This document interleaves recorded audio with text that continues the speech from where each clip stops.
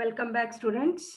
In this class 28, today we shall start chapter 4 or unit 4, that is pricing decisions. So ಈ ಒಂದು class ಅಲ್ಲಿ ನಾವು chapter 4 ಅಥವಾ unit 4 ಅನ್ನ ಸ್ಟಾರ್ಟ್ ಮಾಡ್ತಾ ಇದೀವಿ, ದಟ್ ಈಸ್ ಬೆಲೆ ನಿಗದಿಯ ನಿರ್ಧಾರಗಳು. In this session, I am going to discuss about the meaning and objectives of pricing.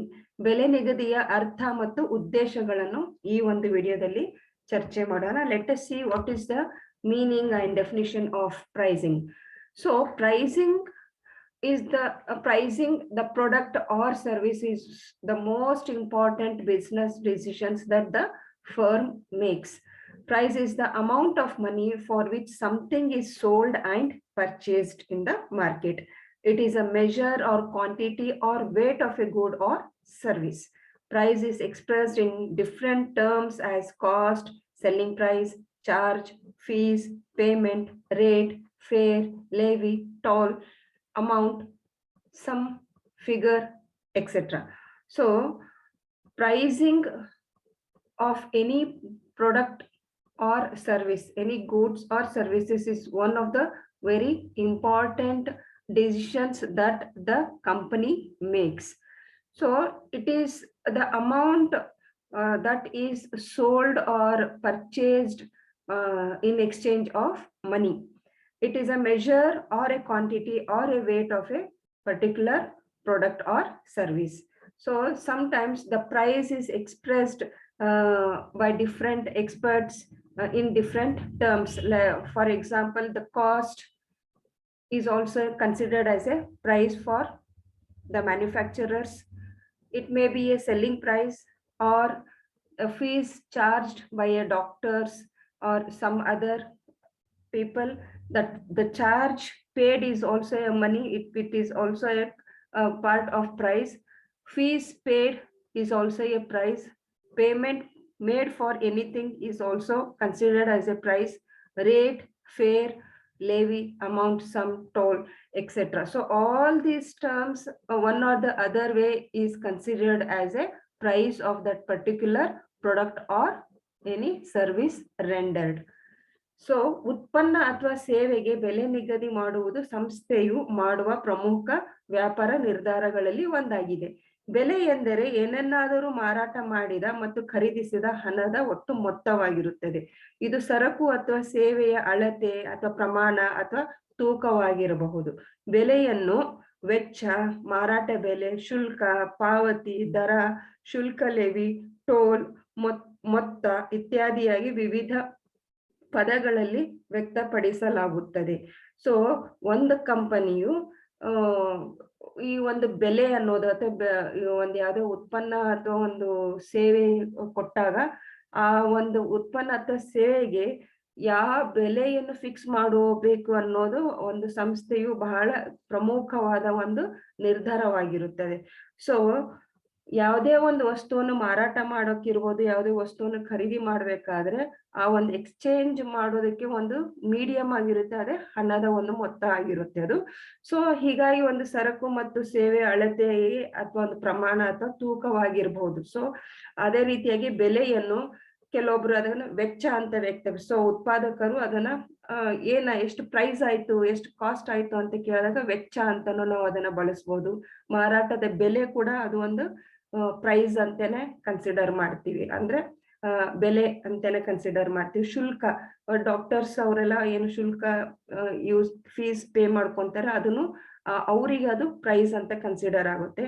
ಪಾವತಿ ಇರ್ಬೋದು, ದರ ಇರ್ಬೋದು, ಶುಲ್ಕ, ಲೇವಿ ಇರ್ಬೋದು, ಟೋಲ್ ಪೇ ಮಾಡ್ತೀವಿ ಟ್ರಾವೆಲಿಂಗ್ ಅಲ್ಲಿ. ಸೊ ಆ ಟೋಲ್ ಸಹ ಅದು ಒಂದು ಪ್ರೈಸ್ ಅಂತಾನೆ ಕನ್ಸಿಡರ್ ಮಾಡ್ತೇವೆ. ಅದೇ ರೀತಿ ಮೊತ್ತ, ಈ ರೀತಿ ಬೇರೆ ಬೇರೆ ಹಲವಾರು ಹೆಸರಲ್ಲಿ ಈ ಒಂದು ಬೆಲೆಯನ್ನು ವ್ಯಕ್ತಪಡಿಸಬಹುದು ಅಂತ ಇಲ್ಲಿ ಹೇಳ್ತಾರೆ. So let us see what is the meaning of price and pricing. Price is one of the elements of marketing mix. That is, you all know we have 4 types of P's in marketing mix, that is product, price, promotion and place. And the price is the one which creates revenue, and other 3 P's, that is product, promotion and place, all these 3 produce cost. So only one P, that is price, which creates revenue to the company, and other three P's, they incur cost to the company. In other words, price is the exchange value of goods and services expressed in terms of money.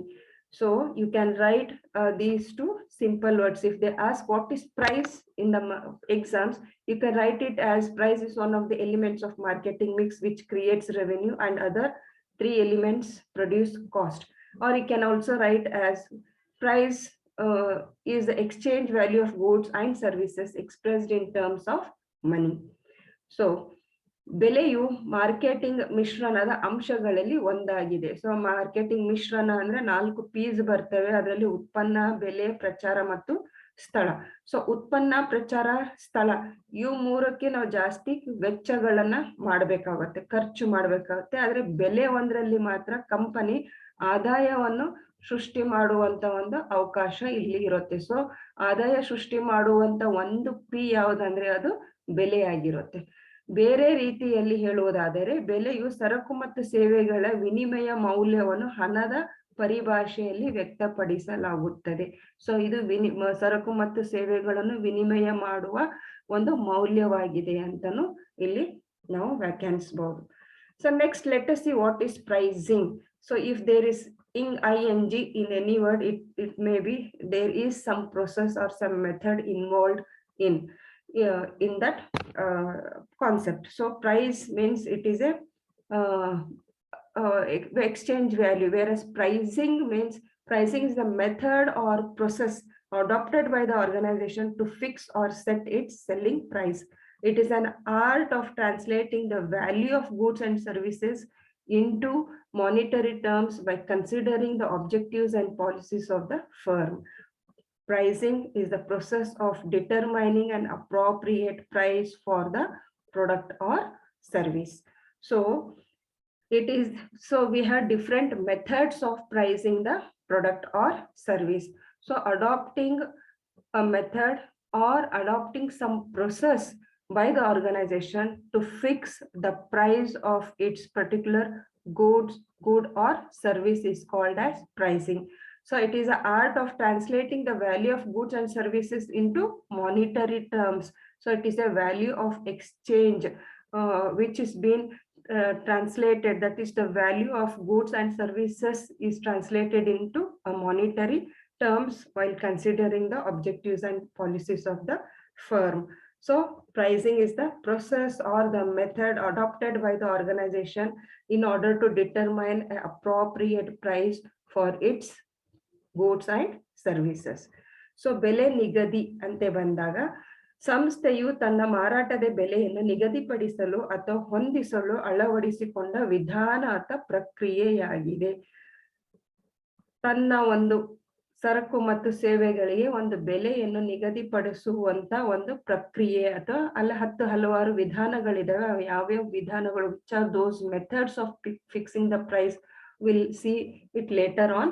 But now it is a process or adopting some method. ಯಾವುದೇ ಒಂದು ವಿಧಾನ ಅಥವಾ ಒಂದು ಪ್ರಕ್ರಿಯೆಯನ್ನು ನಾವು ಅಳವಡಿಸಿಕೊಂಡಾಗ ಒಂದು ಬೆಲೆಯನ್ನು fix ಮಾಡೋದಕ್ಕೆ ಅದು ಬೆಲೆ ನಿಗದಿ ಅಂತ ಹೇಳ್ತಾರೆ. ಇದು ಸಂಸ್ಥೆಯ ಉದ್ದೇಶಗಳನ್ನು ಮತ್ತು ನೀತಿಗಳನ್ನು ಪರಿಗಣಿಸುವ ಮೂಲಕ ಸರಕು ಮತ್ತು ಸೇವೆಗಳ ಮೌಲ್ಯವನ್ನು ವಿತ್ತೀಯ ನಿಯಮಗಳಿಗೆ ಭಾಷಾಂತರಿಸುವ ಒಂದು ಕಲೆಯಾಗಿದೆ. ಸೊ ನೀವು ಸರಕು ಮತ್ತು ಸೇವೆಗಳಿಗೆ ಏನೇನು ಖರ್ಚು ಮಾಡಿರ್ತೀರಿ ಅದನ್ನ ಮಾನಿಟರಿ ಟರ್ಮ್ಸ್ ಅಲ್ಲಿ ಹೇಳುವಂತ ಒಂದು ಕಲೆಯಾಗಿರುತ್ತೆ. ಅದೇ ರೀತಿ ಬೆಲೆಯು ಉತ್ಪನ್ನಕ್ಕೆ ಸೂಕ್ತವಾದ ಬೆಲೆಯನ್ನು ನಿರ್ಧರಿಸುವ ಪ್ರಕ್ರಿಯೆಯಾಗಿದೆ. ಸೊ ನೀವು ಸಾಕಷ್ಟು ಖರ್ಚು ಮಾಡಿರ್ತೀರಿ ಒಂದು ಉತ್ಪನ್ನವನ್ನು ಉತ್ಪಾದನೆ ಮಾಡೋದ್ರ ಸಲುವಾಗಿ. ಸೊ ಏನೇನ್ ಖರ್ಚಾಗಿರುತ್ತೆ ಅದನ್ನೆಲ್ಲಾನು ನೀವು ಒಳಗೊಂಡು ಅದ್ರ ಜೊತೆ some percent of profit is being added in order to fix the price of that particular product or service. So this is the meaning of price and pricing. Let us see the definition of price and pricing. So Adam Smith has defined the concept of price as the price of everything, what everything really costs is the toil and trouble of acquiring it. So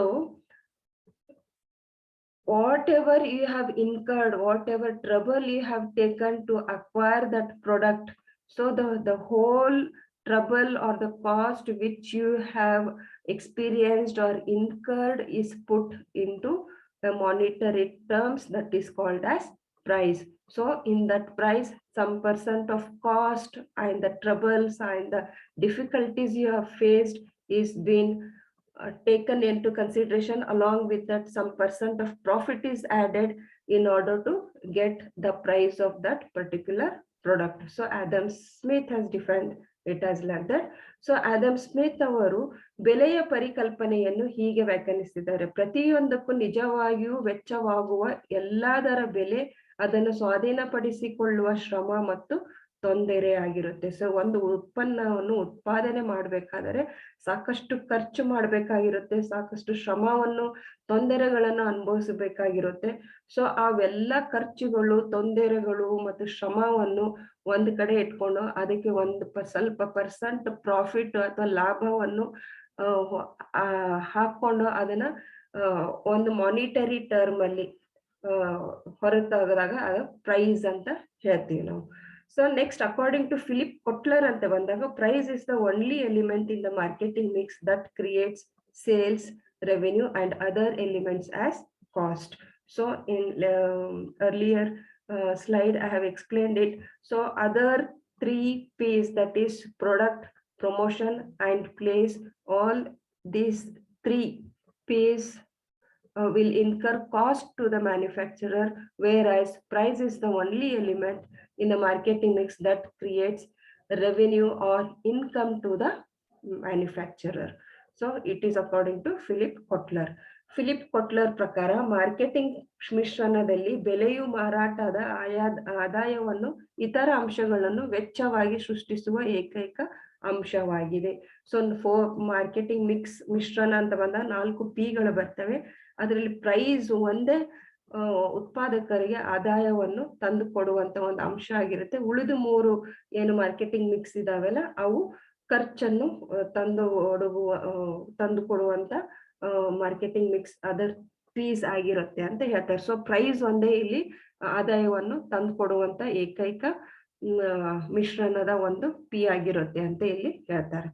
So what is pricing? Let us see. According to Professor KC Kite, pricing is a managerial task that involves establishing pricing objectives, identifying the factors governing the price, ascertaining their relevance and significance, determining the product value in monetary terms, and formulation of price policies and the strategies, implementing them and controlling them for the best results.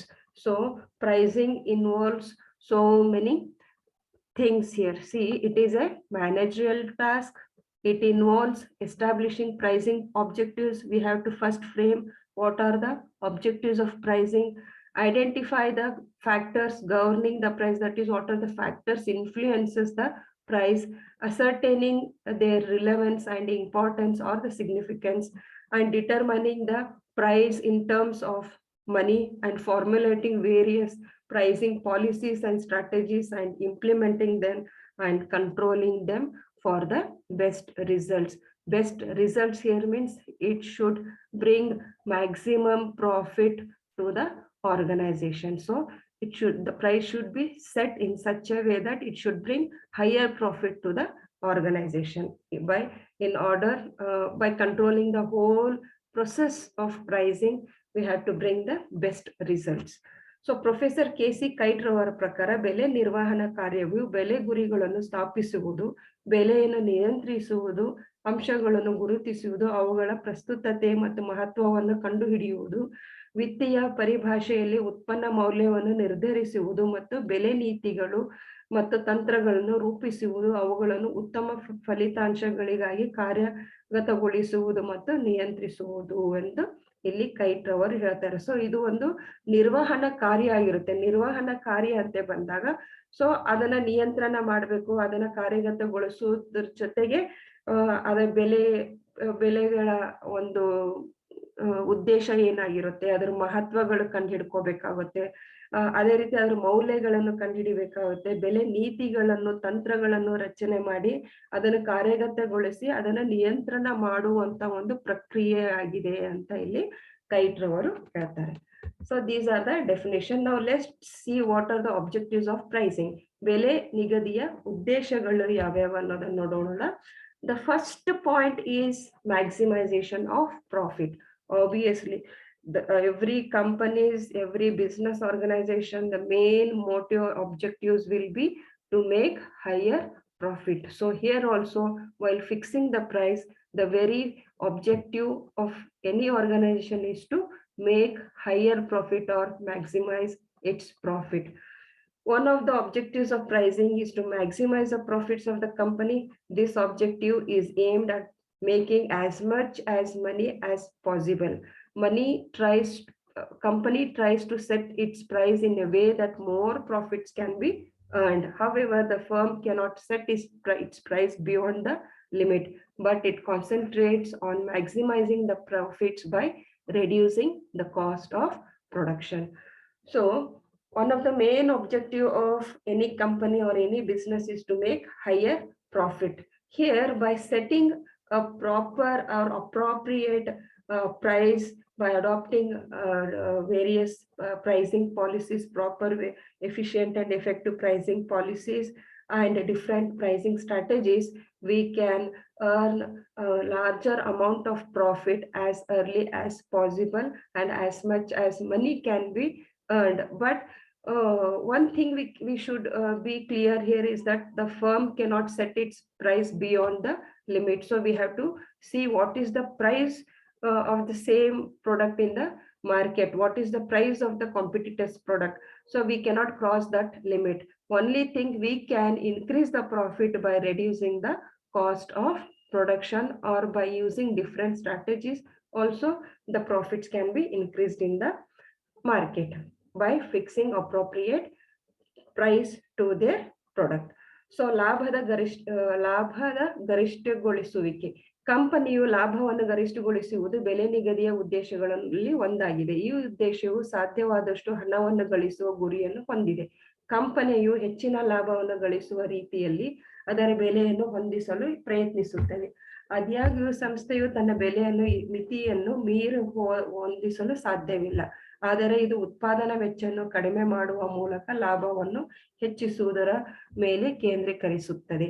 So ಯಾವುದೇ ಒಂದು ವ್ಯವಹಾರ ಸಂಸ್ಥೆಯ ಮೂಲ ಉದ್ದೇಶ ಏನಾಗಿರುತ್ತೆ ಅಂದ್ರೆ ಯಾವಾಗಲೂ ಲಾಭ ಗರಿಷ್ಠಗೊಳಿಸುವುದು. ಸೊ ಇಲ್ಲಿ ಬೆಲೆ ನಿಗದಿಪಡಿಸುವಾಗ ಕೆಲವೊಂದು ಮಾರುಕಟ್ಟೆಯ ಬೆಲೆಗಳನ್ನು ನಾವು ಕಂಪೇರ್ ಮಾಡಿಕೊಂಡು ಅದೇ ಸ್ಪರ್ಧಿಗಳ ಬೆಲೆ ಏನಿರುತ್ತೆ ಅದನ್ನಂತೂ ದಾಟಿ ನಾವು ಮೀರಕ್ಕಾಗಲ್ಲ.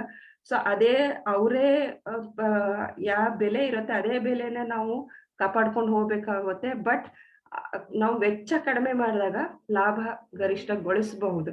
ಸೊ ಆ ವೆಚ್ಚ ಯಾವ ರೀತಿ ಕಡಿಮೆ ಮಾಡಬೇಕು, what should be the price of the particular product by adapting different policies, ಬೇರೆ ಬೇರೆ ಬೆಲೆ ನೀತಿಗಳನ್ನ ಬೆಲೆ ತಂತ್ರಗಳನ್ನ ನಾವು ಬಳಸ್ಕೊಂಡು ನಮ್ಮ ಒಂದು ಕಂಪನಿಯ ಲಾಭ ಗರಿಷ್ಠಗೊಳಿಸಬಹುದು.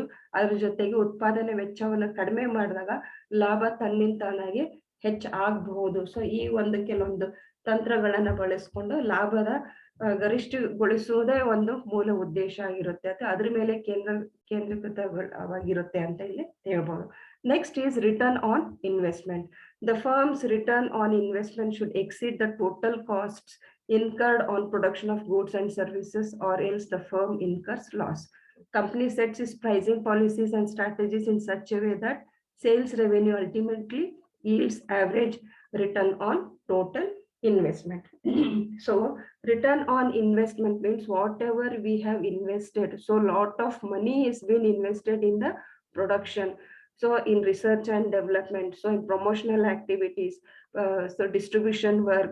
We have n number of departments, and all the departments are involved in production activities. For each and every department we have, the company have incurred a lot of money. It has invested large amount of money in the product, but at the same time the company expects some returns means again the profit.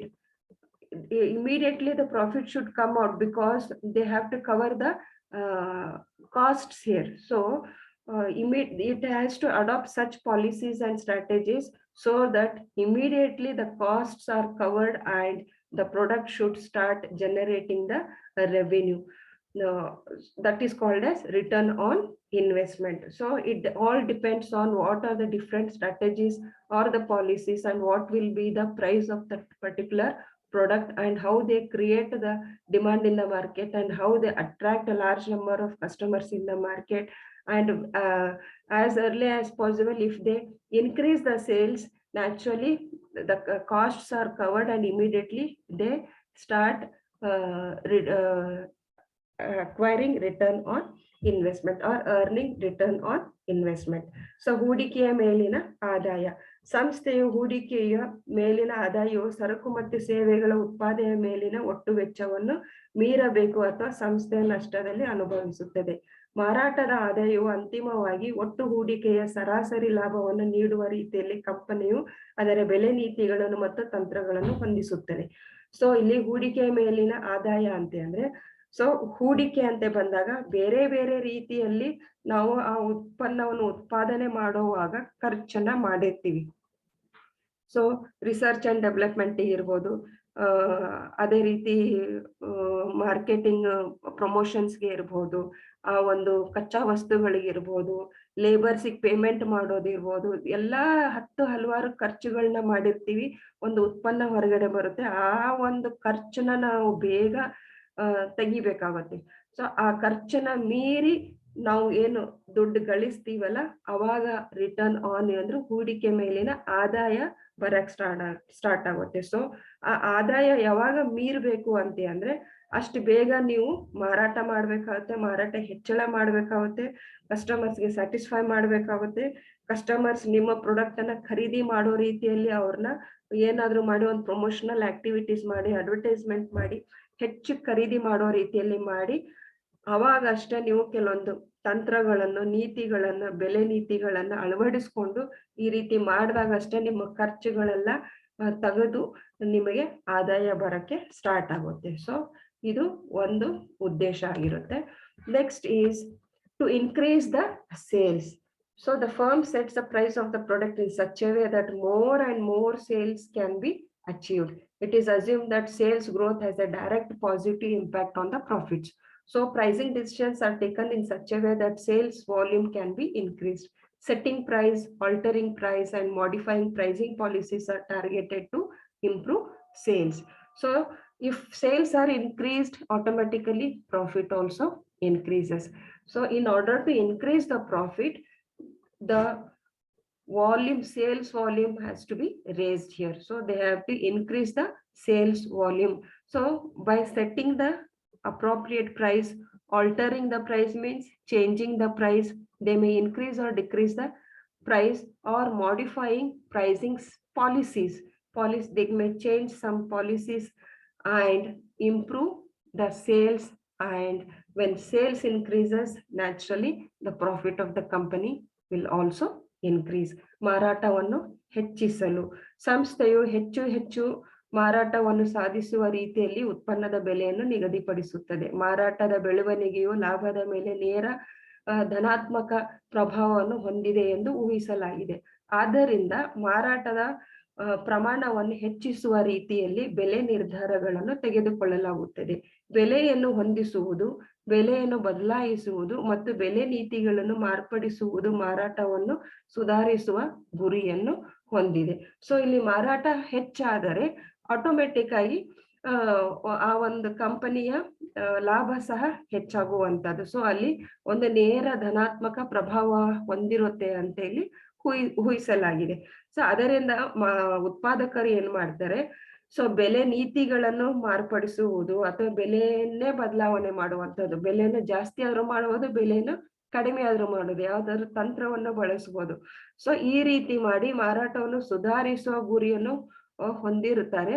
So ಇವೆಲ್ಲ ತಂತ್ರಗಳನ್ನು ಬಳಸಿಕೊಂಡು ಬೆಲೆ ನೀತಿಗಳನ್ನು ಮಾರ್ಪಾಡು ಮಾಡಿ ಬೆಲೆಯನ್ನು correct ಬೆಲೆಯನ್ನು ಹೊಂದಿಸಿ ಆ ಒಂದು ಸೇಲ್ಸ್ ಅನ್ನ ಅಥವಾ ಮಾರಾಟವನ್ನು ಹೆಚ್ಚಳ ಮಾಡಿ ಲಾಭವನ್ನು ಹೆಚ್ಚು ಮಾಡುವುದು ಒಂದು ಉದ್ದೇಶ ಆಗಿರುತ್ತೆ ಅಂತ ಹೇಳ್ತಾರೆ. Next is increase in market share. One of the objectives of business firm is to increase the market share by retaining the existing customers, creating and attracting additional customers. They can be acquired by selecting an appropriate price and pricing strategies to attract additional customers. So in the market, we have more number of competitors and same type of products exist in the market. So in order to increase the market share, it is very important to retain the existing customer. Already you have some customers, you have to retain those customers. You should not lose them.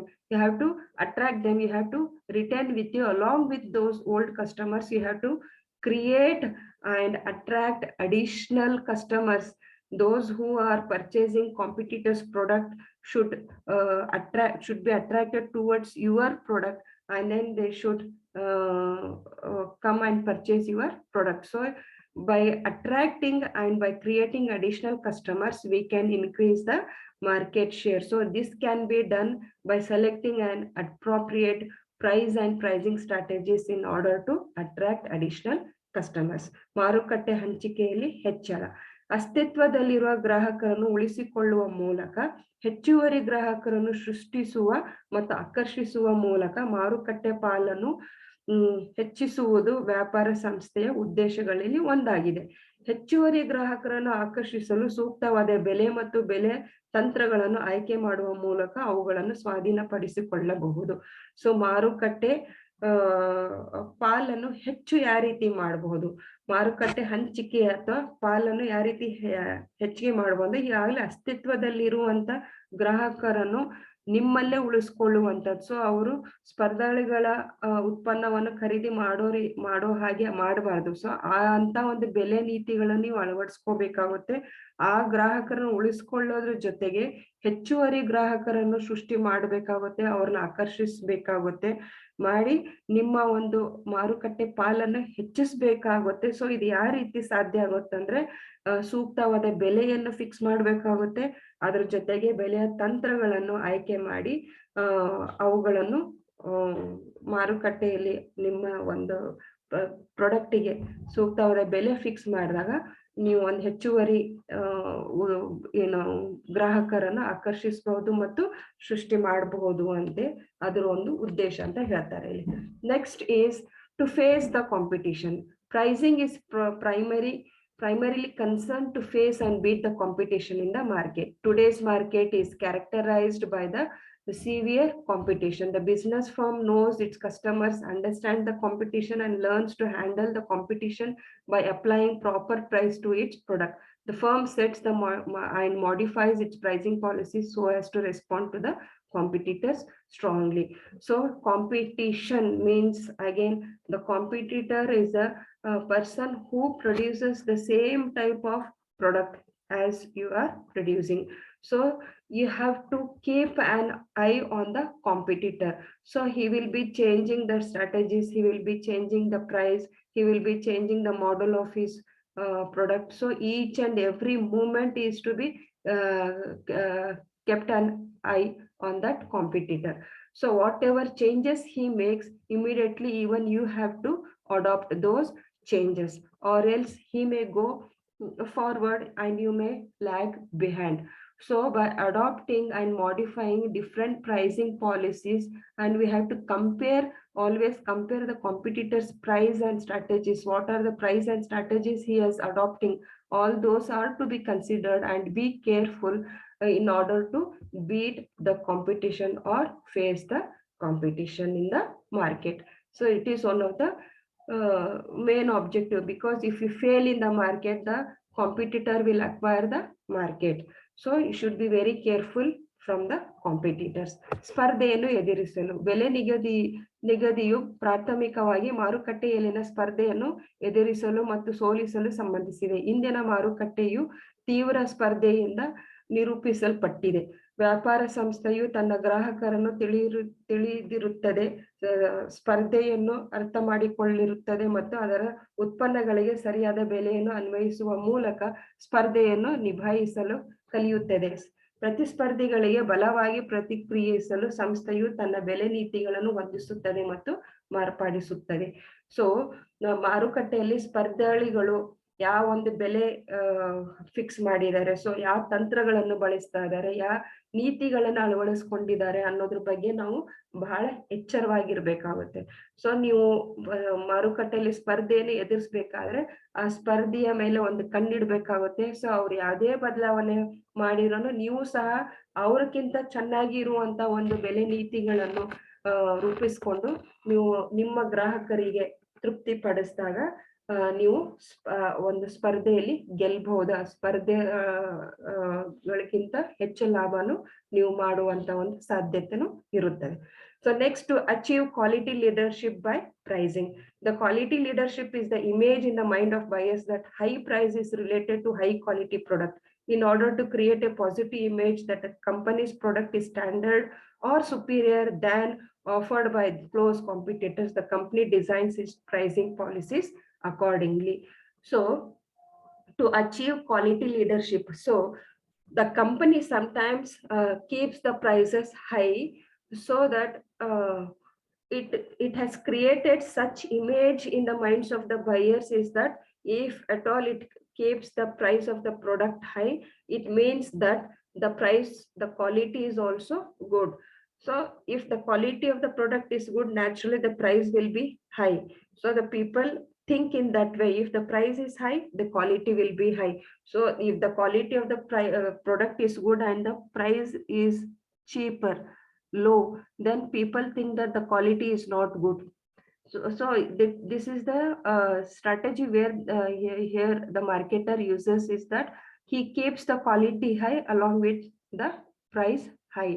So here people think that if the price is high, the quality will also be high. So he makes the good quality products and leads the market by means of keeping higher price. So in order to create a positive image that the company's product is standard or superior offered by the close competitor, company designs its pricing policies accordingly. So in order to keep the quality high and the prices high, he designs different pricing policies accordingly.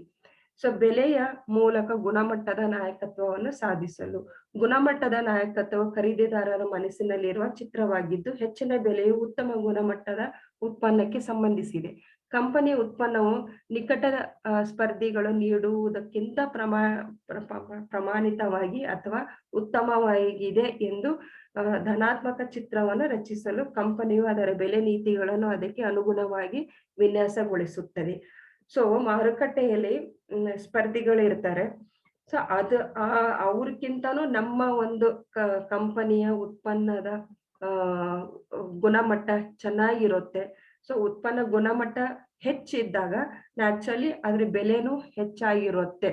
So ಇಲ್ಲಿ ಗುಣಮಟ್ಟದ ಬಗ್ಗೆ ಹೇಳ್ತಾರ ಅವ್ರು. So ಒಳ್ಳೆ ಗುಣಮಟ್ಟದ ಉತ್ಪನ್ನವನ್ನು ನೀವು ತಯಾರಿ ಮಾಡಿ ಅದ್ರ ಬೆಲೆಯನ್ನು ಹೆಚ್ಚು ಇಟ್ಟಾಗ ಜನರು ಏನ್ ಅನ್ಕೊಂತಾರ ಅಂದ್ರೆ ಅದು ಒಳ್ಳೆ ಕಂಪನಿಯ ಪ್ರಾಡಕ್ಟ್ ಇರುತ್ತೆ, ಒಳ್ಳೆ ಗುಣಮಟ್ಟದಾಗಿರುತ್ತೆ. ಸೊ ಹೀಗಾಗಿ ಅದು ಹೆಚ್ಚಾಗಿರುತ್ತೆ ಅನ್ನೋ ರೀತಿಯಲ್ಲಿ ಜನರ ಮನಸ್ಸಲ್ಲಿ ಅದನ್ನ ಮೂಡಿಸ್ತಾರೆ. ಆ ಒಂದು ಅಸಂಪ್ಷನ್ ನ ಹಾಕ್ತಾರ ಅವರು.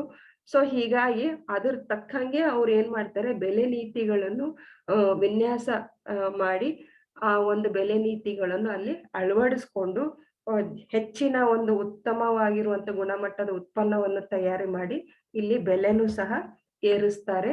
ಹೀಗಾಗಿ ಒಂದು ನಾಯಕತ್ವ, ಒಂದು ಮಾರುಕಟ್ಟೆಯಲ್ಲಿ ಗುಣಮಟ್ಟದ ನಾಯಕತ್ವವನ್ನು ಸಾಧಿಸುವಲ್ಲಿ ಅವರು ಯಶಸ್ವಿ ಆಗ್ತಾರೆ ಅಂತ ಹೇಳ್ಬೋದು. Next is to satisfy the customers. Customers are the target to which the firm offers goods and services. In order to satisfy the customers, the firm will study and analyze the purchasing power of the target market. The firm will design pricing in such a way that results into maximum customer satisfaction. Company sets, adjusts and readjusts its pricing to satisfy its target customers. So we have studied this. Customer is a king. So whatever he expects, whatever he demands, all those things are produced according to his wants and needs. And here also the price is set according to his convenience, so that the customer satisfaction is the ultimate goal of any marketer. So by satisfying the customer, to satisfy the customer, he adjusts, he sets and resets his pricing to satisfy its customers. ಗ್ರಾಹಕರನ್ನು ತೃಪ್ತಿಪಡಿಸಲು. ಸಂಸ್ಥೆಯು ಸರಕು ಮತ್ತು ಸೇವೆಗಳನ್ನು ನೀಡುವ ಗುರಿಯನ್ನು ಗ್ರಾಹಕರು ಹೊಂದಿರುತ್ತಾರೆ. ಗ್ರಾಹಕರನ್ನು ತೃಪ್ತಿಪಡಿಸುವ ಸಲುವಾಗಿ ಸಂಸ್ಥೆಯು ಗುರಿ ಮಾರುಕಟ್ಟೆಯ ಖರೀದಿ ಸಾಮರ್ಥ್ಯವನ್ನು ಅಧ್ಯಯನ ಮಾಡುತ್ತದೆ ಮತ್ತು ವಿಶ್ಲೇಷಿಸುತ್ತದೆ. ಸಂಸ್ಥೆಯು ಗರಿಷ್ಠ ಗ್ರಾಹಕ ತೃಪ್ತಿಗೆ ಕಾರಣವಾಗುವ ರೀತಿಯಲ್ಲಿ ಬೆಲೆಯನ್ನು ವಿನ್ಯಾಸಗೊಳಿಸುತ್ತದೆ. ಕಂಪನಿಯು ತನ್ನ ಗುರಿ ಗ್ರಾಹಕರನ್ನು ತೃಪ್ತಿಪಡಿಸಲು ಅದರ ಬೆಲೆಯನ್ನು ಹೊಂದಿಸುತ್ತದೆ, ಸರಿ ಹೊಂದಿಸುತ್ತದೆ ಮತ್ತು ಮರು ಹೊಂದಿಸುತ್ತದೆ. ಸೊ ಗ್ರಾಹಕನ ಇಲ್ಲಿ ರಾಜ ಆಗಿದ್ದಾಗ ಗ್ರಾಹಕರ ಬೇಕು ಬೇಡಗಳನ್ನು ಅಧ್ಯಯನ ಮಾಡಿ ಅವರು ಇಷ್ಟಪಡುವಂತ ರೀತಿಯಲ್ಲೇ ಉತ್ಪನ್ನಗಳನ್ನು ಉತ್ಪಾದನೆ ಮಾಡಿ ಬೆಲೆ ಸಹ ಅವರೇ ತೃಪ್ತಿ ಪಡುವ ಹಾಗೂ ರೀತಿಯಲ್ಲಿ ಆ ಒಂದು ಬೆಲೆಯನ್ನು ಹೊಂದಿಸ್ತಾರೆ, ಮತ್ತೆ ಸರಿಪಡಿಸ್ತಾರೆ, ಮತ್ತೆ ಮರು ಹೊಂದಿಸಿ ಅಲ್ಟಿಮೇಟ್ ಆಗಿ ಇಲ್ಲೇನು ಗ್ರಾಹಕರು ತೃಪ್ತಿ ಪಡಿಸೋ ಹಾಗೆ ಬೆಲೆ ನೀತಿಗಳನ್ನ ಅವರು ವಿನ್ಯಾಸಗೊಳಿಸ್ತಾರೆ ಅಂತ ಹೇಳ್ಬೋದು. Next, promoting a new product. When the firm introduces a new product in the market, since the product is new to the market and wants to attract the customers, it sets low prices. To promote a new product successfully, the firm has to set a low price for its products in the initial stage to encourage trial and repeat buying. The sound pricing can help the firm introduce new products successfully in the market. So promoting a new product means we have seen this part in product life cycle. Product utpanna jeevana chakradalli ನಾವು ನೋಡಿದೀವಿ. So in that first stage, that is introduction stage, when the product is new to the market, usually the price of the product is kept low. So in order to promote a new product, the price is very important here. So when newly promoted product cannot be kept higher prices. So when we set price as much as low, the people start purchasing such products. So it also helps in promoting new product in the market. So ಹೊಸ ಉತ್ಪನ್ನವನ್ನು ಪ್ರಚಾರ ಮಾಡುವುದು. ಸಂಸ್ಥೆಯು ಮಾರುಕಟ್ಟೆಯಲ್ಲಿ ಹೊಸ ಉತ್ಪನ್ನವನ್ನು ಪರಿಚಯಿಸಿದಾಗ ಉತ್ಪನ್ನವು ಮಾರುಕಟ್ಟೆಗೆ ಹೊಸದು ಮತ್ತು ಗ್ರಾಹಕರನ್ನು ಆಕರ್ಷಿಸಲು ಬಯಸುತ್ತದೆ. ಅದು ಕಡಿಮೆ ಬೆಲೆಯನ್ನು ನಿಗದಿಪಡಿಸುತ್ತದೆ. ಹೊಸ ಉತ್ಪನ್ನವನ್ನು ಯಶಸ್ವಿಯಾಗಿ ಪ್ರಚಾರ ಮಾಡಲು ಪ್ರಯೋಗ ಮತ್ತು ಪುನರಾವರ್ತ ಖರೀದಿಯನ್ನು ಉತ್ತೇಜಿಸಲು ಸಂಸ್ಥೆಯು ಆರಂಭಿಕ ಹಂತದಲ್ಲಿ ತನ್ನ ಉತ್ಪನ್ನಗಳಿಗೆ ಕಡಿಮೆ ಬೆಲೆಯನ್ನು ನಿಗದಿಪಡಿಸಬೇಕು. ಧ್ವನಿ ಬೆಲೆಯು ಸಂಸ್ಥೆಯ ಮಾರುಕಟ್ಟೆಯಲ್ಲಿ ಹೊಸ ಇಟ್ ಇಸ್ ನಾಟ್ ಧ್ವನಿ, ಇಲ್ಲಿ ಸೌಂಡ್ ಪ್ರೈಸಿಂಗ್ ಪ್ಲಸ್ ಉತ್ತಮ ಬೆಲೆಯ ಸಂಸ್ಥೆ. ಇಲ್ಲಿ ಟ್ರಾನ್ಸ್ಲೇಟ್ ಮಾಡಿದ ಸೌಂಡ್ ಪ್ರೈಸಿಂಗ್ ಅಂತ ಬಂದಿದ್ದಕ್ಕೆ ಸೌಂಡ್ ಇಲ್ಲಿ ಧ್ವನಿ ಅಂತ ಬಂದಿದೆ. ಇಟ್ ಇಸ್ ನಾಟ್ ಧ್ವನಿ, ಇದು ಉತ್ತಮ ಬೆಲೆಯ ಸಂಸ್ಥೆಯು ಮಾರುಕಟ್ಟೆಯಲ್ಲಿ ಹೊಸ ಉತ್ಪನ್ನವನ್ನು ಯಶಸ್ವಿಯಾಗಿ ಪರಿಚಯಿಸಲು ಸಹಾಯ ಮಾಡುತ್ತದೆ. ಸೊ ಒಂದು ಉತ್ಪನ್ನ ಜೀವನ ಚಕ್ರದಲ್ಲಿ ಉತ್ಪನ್ನ ಜೀವನ ಹಂತಗಳು ನಾವು ನೋಡಿದ್ವಿ. ಆ ಹಂತಗಳಲ್ಲಿ ಪರಿಚಯ ಹಂತ ಅಂತ ಬಂದಾಗ ಉತ್ಪನ್ನ ಮಾರುಕಟ್ಟೆ ಹೊಸದಾಗಿರುತ್ತೆ. ಸೊ ಆವಾಗ ನಾವು ಬೆಲೆಯನ್ನು ಕಡಿಮೆ ಇಡಬೇಕಾಗುತ್ತೆ. ಹೆಚ್ಚು ಜನ ಅದನ್ನು ಖರೀದಿ ಮಾಡಬೇಕಾಗಿರುತ್ತೆ, ಅದು ಹೊಸದಾಗಿರುತ್ತೆ. ಸೊ ಅಲ್ಲಿ ಕಡಿಮೆ ಇಡಬೇಕಾದ್ರೆ ಅಂತದೇ ಆದಂತ ಬೆಲೆ ತಂತ್ರಗಳನ್ನ ನಾವು ಅಳವಡಿಸ್ಕೊಂಡು ಇಲ್ಲಿ ಬೆಲೆ ಕಡಿಮೆ ಇಡುವಲ್ಲಿ ಈ ಒಂದು ಪ್ರೈಸಿಂಗ್ ಬೆಲೆ ನಿಗದಿಯ ಒಂದು ಉದ್ದೇಶ ಆಗಿರುತ್ತೆ ಅಂತ ಹೇಳ್ತೀವಿ. So next one, last one is survival and growth. Finally, the survival and growth of firm is fundamental pricing objective. Price being the only revenue generating element helps the company to survive and sustain in the market. By adopting various pricing strategies, the company can earn higher profit, which can lead to growth and development of the company. So finally, so here price is the only P in the marketing mix that generates revenue or income to the company. So by adopting various pricing strategies, by adopting appropriate pricing strategies and pricing policies, the company can earn higher profits in order to survive in the market and grow in the market.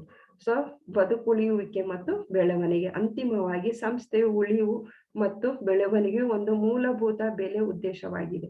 ಬೆಲೆಯು ಆದಾಯವನ್ನು ಉತ್ಪಾದಿಸುವ ಏಕೈಕ ಅಂಶವಾಗಿರುವುದರಿಂದ ಕಂಪನಿಯು ಮಾರುಕಟ್ಟೆಯಲ್ಲಿ ಉಳಿಯಲು ಮತ್ತು ಉಳಿಸಿಕೊಳ್ಳಲು ಸಹಾಯ ಮಾಡುತ್ತದೆ. ವಿವಿಧ ಬೆಲೆ ತಂತ್ರಗಳನ್ನು ಅಳವಡಿಸಿಕೊಳ್ಳುವ ಮೂಲಕ ಕಂಪನಿಯು ಹೆಚ್ಚಿನ ಲಾಭವನ್ನು ಗಳಿಸಬಹುದು. ಅದು ಕಂಪನಿಯು ಬೆಳವಣಿಗೆ ಮತ್ತು ಅಭಿವೃದ್ಧಿಗೆ ಕಾರಣವಾಗಬಹುದು. ಸೊ ನಾ ಮೊದಲೇ ಹೇಳಿದಾಗೆ 4 P's ಅಲ್ಲಿ ಇದು ಬೆಲೆ ಅನ್ನೋದು ಒಂದೇ ಕಂಪನಿಗೆ ಆದಾಯವನ್ನು ತಂದು ಕೊಡುವಂತ ಒಂದು ಪಿ ಆಗಿರುತ್ತೆ. ಅಂದ್ರೆ 4 Ps ಎಲ್ಲ ಮಾರ್ಕೆಟಿಂಗ್ ಮಿಶ್ರಣದಲ್ಲಿ ಒಂದು P ಆದಾಯ ತಂದು ಕೊಡುವಂಥದ್ದು. ಸೊ ನೀವು ಒಳ್ಳೆ ಬೆಲೆ ತಂತ್ರಗಳನ್ನು, ಬೆಲೆ ನೀತಿಗಳನ್ನು ಅಳವಡಿಸ್ಕೊಂಡಾಗ ನೀವು ಹೆಚ್ಚಿನ ಲಾಭವನ್ನು ಗಳಿಸ್ಬೋದು. ಅದೇ ರೀತಿ ಮಾರುಕಟ್ಟೆಯಲ್ಲಿ ಹೆಚ್ಚಿನ ಕಾಲದವರೆಗೂ ಬದುಕುಳಿಯುವುದು ಮತ್ತು ಬೆಳವಣಿಗೆ ಆಗುವಲ್ಲಿ ಯಶಸ್ವಿ ಆಗಬಹುದು ಅಂತ ಹೇಳ್ಬೋದು. So these are the objectives of pricing. Hope you all understood this concept and enjoyed this. I'll be back with another new topic in my next video. Until then, have a nice time. Thank you very much.